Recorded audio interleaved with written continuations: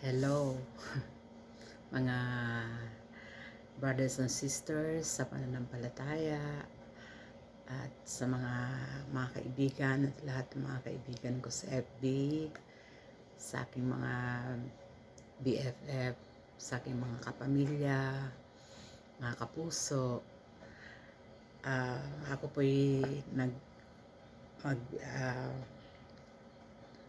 naggawa ng video na ito dahil gusto ko rin po may bahagi sa inyo kung ano po yung mga nagaganap sa akin at kung ano man po yung aking nararamdaman. Sa ngayon po ako ay positive sa COVID-19. Lumabas po yung result kahapon ng hapon. Sinwab po ako nung Friday and ng gabi and kahapon po ng almost mga 48 hours bago po nailabas yung swab test. At gusto ko lang po malaman ninyo na nung naswab po ako is pang 7 days na po. Gusto kong ibahagi sa inyo na gusto ko lang malaman ninyo na ang virus na COVID-19 is real. Totoo po yun. Hindi yung sinasabi nilang negosyo lang yan, trangkaso lang yan. Hindi po. Ako po ang nagpapatunay na hindi.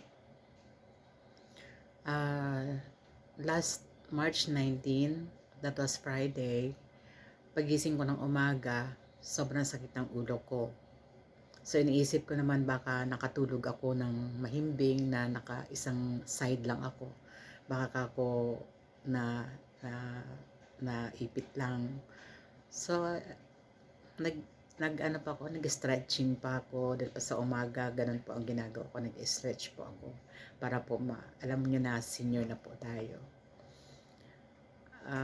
Hindi ko po iniisip na COVID yun. Iniisip ko na ay may allergy na naman ako, sinisipo na naman ako. So wala, puro positive ang ganon. Pero deep within, nararamdaman ko na baka lang COVID. Kasi isa din po ako sa hindi mga naniniwala ng COVID.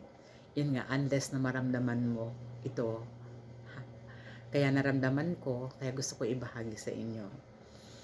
So, 1, 2, 3 days, wala lang, okay lang po ako. Although, naramdaman ko yung mga joints, masakit, may sipon, pero salamat sa Diyos at walang ubo. Magbigat ang katawan ko, yung kamay ko masasakit yung ganito ko, and yung katawan ko parang mabigat. And the most na naramdaman ko talaga is yung tuhod ko pababa. Parang yung pinalo ng mabigat na bagay. So iniisip ko naman kasi matanda na ako, siguro iniisip ko na baka rayuma, baka sumusumpong na may rayuma kasi that time parang kumain ako ng tokwa and kangkong. So nagpamasahe pa ako, no mask, pati nagmasahe sa akin. So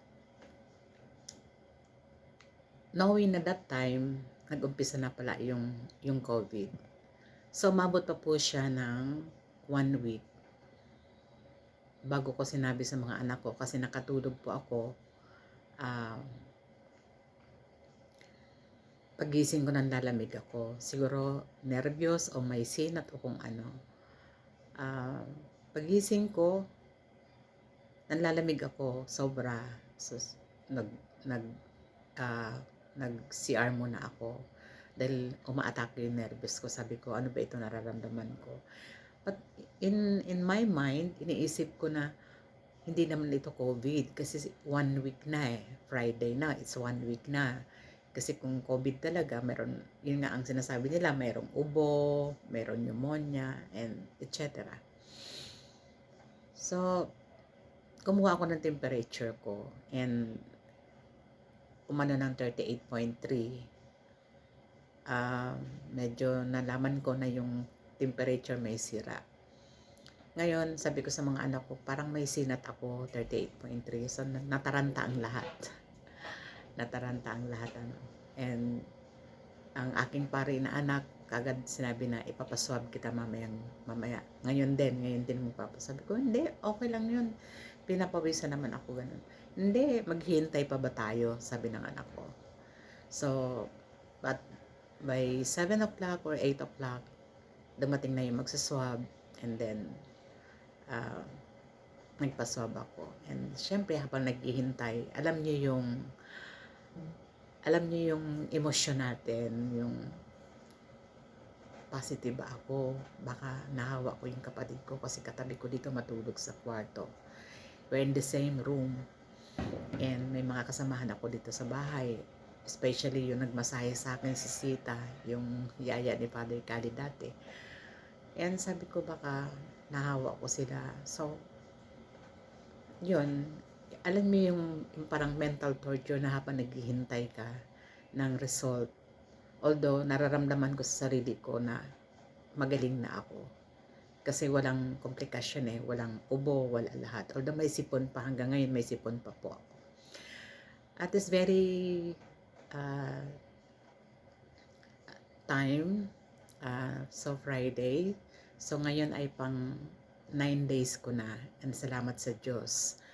At although medyo nararamdaman ko may sipon pa ako, but kayang-kaya naman. So, paalala lang po na ang virus, ang COVID-19 ay totoo po. Totoo. Hindi natin alam kung saan natin ito nakuha. Maaring sa labas, maaring dito rin sa loob ng bahay natin, sa mga kasamahan natin. So, ingat lang po mga kapatid, kasi hindi ito biro na virus. Hindi po ito biro-biro. Minsan sinasabi natin, negosyo lang yan, kasi ganito. No, hindi po, no. It's real. Ako na ang magpapatotoo. Totoo po ito. Kasi naramdaman ko, and salamat sa Diyos, dahil very mild lang po ang binigay niya sa akin na pain. And isa pa pong tip ko sa inyo, na isa po siguro sa nakatulong sa akin bakit mild yung virus na nakuha ko o dumating sa katawan ko, dahil nagpa-flu shot po ako, and sa anti-pneumonia po before po ng after the lockdown. And siguro nakatulong din po sa akin yung religiously, araw-araw na vitamins, B-complex, and vitamins yung Consace. And dito sa bahay, sinanay ko na yung turmeric and ginger. And pag iinimin po namin, lalagyan namin ng lemon and honey.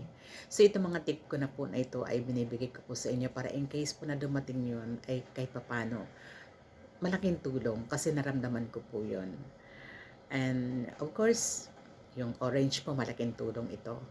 Araw-araw. This is vitamin C kasi kahit na kalamansi, kahit na ano, hindi po ako doktor, ano, pero binabahagi ko po sa inyo para po makatulong din sa inyo. In case po na dumating mga araw na yon, huwag niyo pong kalilimutan araw-araw ang vitamins.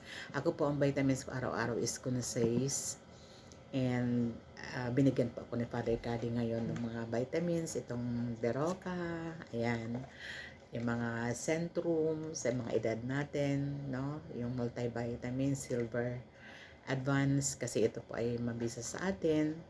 And also, of course, ngayon ko lang na pagtanto, maganda po itong virgin coconut oil. Ito po yung mga binigay sa akin na sinubukan ko, pero maganda po, lalo na sa pagdumi, maayos po. Maganda. And of course, huwag po natin kalilimutan yung tubig. Yung tubig po palagi. Ito po ay walong ganito po ako maghapon. Kung po pwedeng 10, mas maganda po. Yun po ang mga healthy. Siguro nakatulong din po sa akin yung pagiging healthy ko po sa pagkain. Madalas po lang kasi ang kinakain ko is brown rice, Ayan, mga saluyot, okra, alugbate, malunggay. Lalagyan ko po ng bangus o isda. O minsan naman po yung chicken breast, lalagyan ko ng lettuce, yung gulay ano po. Hindi po ako masyadong kumakain ng karne. Ang kinakain ko lang po yung chicken breast. Siguro isa din po yun sa mga nakatulong para maging healthy po tayo. Healthy ang heart, healthy ang lungs. So, pag dumating po yung virus, meron po tayong panlaban. Isa po rin po siguro yon. Isa pa po siguro sa mga nakatulong sa akin ay yung hindi ko pa alam na may COVID ako. Nung naramdaman ko yun, that very day, uh, kumuha po ako ng isang ipapakita ko sa inyo. Very effective po ito. Although, sa inyo na po kung maniniwala kayo. But, ito pong lemon. Ito po. Ayan. Lemon na may, sorry. Lemon po siya. Ayan. Ayan. Natapon na siya. Ayan. Pakita ko po sa inyo, ha. Para po malaman ninyo. Ito po. Lemon po. Sa kaserola. Ayan. Ayan po. Lemon po. Nilaga ko po yan. Ayan. At pinakuluan ko po. Tapos po, pagkatapos, ang ginawa ko ay pag mainit na, kumulo na, nilagyan ko po ng asin and ini-inhale ko po. Like this. Yan. You inhale and inhale. At the same time, na-exercise po natin ang ating lungs. And napaka-effective po kasi gumaan yung aking sipon, yung mga parang nakabara sa mga ganito ko. Medyo lumuwag, tapos yung bigat ng ulo ko napawas-bawasan. Hindi ko po tinuturo ito sa inyo. Ito po ay parang tulong din para sa atin. Kasi nakatulong po sa akin, kaya ko po binabahagi sa inyo. Para kung dumating man po yung pagkakataon na yun, ay makatulong din po ako sa inyo. Of course, kung may mga sipon po tayo at saka ubo, huwag pong kalilimutan, syempre yung tissue, itatabi niyo po palagi sa inyo. Na pag halimbawa, inubo po kayo at dudura po kayo, and then yung sisinga po ng sipon like this, ganyan. Yan. Yung mga ganon. Tapos, idudura nyo po dito. Huwag kung saan-saan po dudura. Kasi kawawa naman po yung ating mga kasamahan sa bahay. And also sa ating mga neighbors. Idudura nyo po dito, and then you put it on the trash can. And pagkatapos po itali ninyo, and then itapon po sa right na basurahan. Yan po yung tama. Hindi po kung saan-saan na lang tayo na dumudura, ano po. So yun po ang binabahagi ko sa inyo para in case po na dumating po sa inyo yon, dahil hindi natin alam. Ako hindi ko akalain na sa tagal ng pagkakulong ko dito sa bahay, magkaroon ako ng ganito. So hindi natin alam kung nakuha natin sa labas o nakuha natin dito mismo sa kasamahan natin sa bahay. So as of now, naka-quarantine kami lahat pang 9 days na namin ngayon. And tomorrow pang 10 days, and for 4 days more, siguro po mga Friday o Thursday and Friday talaga, 14 days. Yun po, dito lang po ako umiikot sa loob ng bahay. Ito, kaya ang dami kong dito sa mesa. Diyan yung mga inumin, mga tubig ang importante, ang mga gamot. And pagka nilalagnat po, paracetamol kaagad. Yun po yun. Nakatulong po sa akin ng malaking malaki, syempre yung paniniwala sa ating Panginoong Diyos. Dito po nakapaikot sa akin yung mga images ni Mama Mary, ni Saint Teresa. Of course, may inspiration. Of course, si Mama Mary na palaging tumutulong sa akin sa lahat ng bagay, hindi niya ako pinababayaan. Of course, our Lord Jesus Christ na andi dito sa aking kulunan, yung kanyang crucifix. Every time I felt the pain, depression, yun po ang pinakagrabe, yung depression po. In this time of pandemic, yun nga, yung minsan, syempre mag-isolate ka, ikaw lang mag-isa. So, ando dun yung self-pity, ando yung depression, ando yung stress. Stress kasi is pinakamalakas na magpahina ng immune system. So, payo ko po sa inyo na iwasan muna natin. Kung mag-isa lang tayo dito sa room, sa ating kwarto, kasi naka-isolate tayo, hindi naman tayo nag-iisa eh. Meron tayong kasama.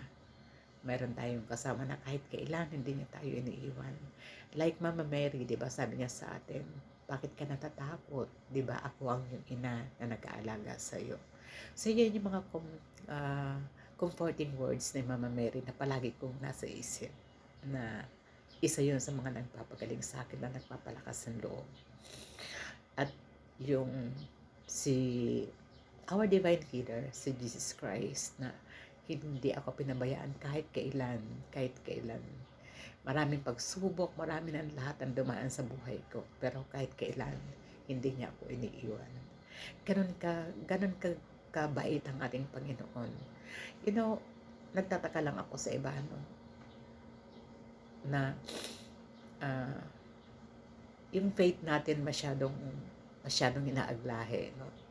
Pero syempre pananaw nila yon, and we must respect them. Pero ako, isinisigaw ko talaga sa buhay ko. Lahat isinisigaw ko sa buong mundo. Sinisigaw ko sa lahat. At kahit sino makausap ko, I always told them that Jesus Christ is our divine healer. Amen. So, yun po ang may babagi ko sa inyo, na sana po makatulong sa inyo. Huwag pong kalilimutan palagi yung prayers. Yun po ang pinaka-importante. And maganda nga po ngayon dahil naka-online po tayo sa mga mass, sa Manila Cathedral. Minsan nakakadalawang mass ako, kung ano yung mga mayroon sila recollection na nakakasunod ako. At yun po ang maganda sa ngayon sa online, although hindi tayo nakakarating ng church, pero mas grabe kasi mas araw-araw po tayo nakakapag-mass kasi lagi sila naka-online. So mayroong pag-iyak, mayroong depression, mayroong pain, may self-pity, may stress. Pero with God, nothing is impossible. He's a true God. And sinisigaw ko yan sa buong mundo. Ang aking Panginoong Jesucristo, kahit kailan hindi niya ako iniwan, lalo na sa oras ng aking pangangailangan. So sa inyo mga kapatid, our dear brothers and sisters, my friends and family, totoo po ang virus sapagkat naranasan ko at nagkaroon ako. Sana po ang mga binahagi ko sa inyo maging kapakinabang, lalo na pag dumating po sa inyo yung mga bagay na yun. At sana man naman po ay wag. At kung dumating man po yun, sana po alalahanan nyo yung mga tip ko sa inyo. At bawal po ang diet sa may COVID. So kain lang po tayo ng kain. At napansin ko nga tumaba ako. And of course, dahil kailangan po yun ng katawan natin. Mas importante po yun. One thing po na naibahagi ko pa po sa inyo, yung nawalan ako ng pangamoy. Kasi that time, naglalagay ako ng white flour o kaya Vicks. Hindi ko maamoy. And salamat sa Diyos ngayon na naaamoy ko na lahat. And masarap naman ako. Ang nawala sa akin yung panglasa. Masarap po ako kumain. So siguro yun ang gift ni Lord sa akin na bigyan ako ng masarap na panlasa para makakain po ako ng mabuti. So sa inyo pong lahat, sana po kapulutan nyo ng aral ang aking mga binahagi sa inyo. at ah, maging aware po tayo sa lahat ng bagay. Maging maingat. Siyempre po, wear always a mask, and kung pwede may face shield at yung social distancing. Huwag pong matigas ang ulo. Minsan po, isa din po ako doon sa mga taong hindi ako naniniwala ng COVID. Pero nung ngayon naranasan ko at pang 9 days na ngayon, totoo, merong virus, merong COVID-19. At sa atin pong lahat, mag-ingat po tayong lahat. Keep safe all of us, and God bless us all.